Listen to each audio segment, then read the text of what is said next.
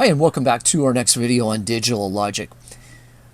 It's important that we take the time to take a look at the types of triggering that can be used in what we call sequential circuits, which we looked at earlier.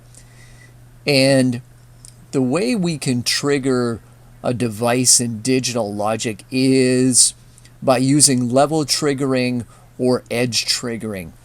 And basically what we're saying is that if we're using a positive level triggering, that means some event or events can take place on this part of the clock, for instance.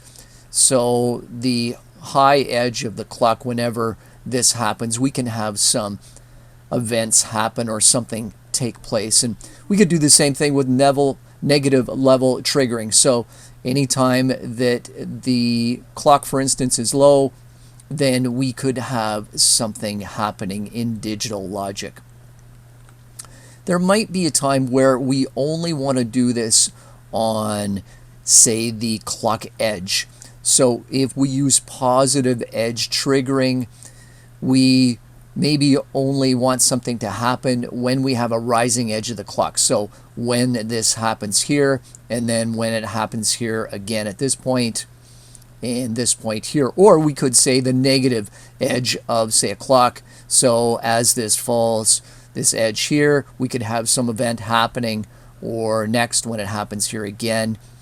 So it's important to know the difference between level triggering and edge triggering. Some things we may want to use level triggering, and sometimes we want to use edge triggering. It's important to know in digital logic which of those we're using, because that really determines what happens with our outputs and what happens with our circuits. That's it for this tutorial. We'll see you next time.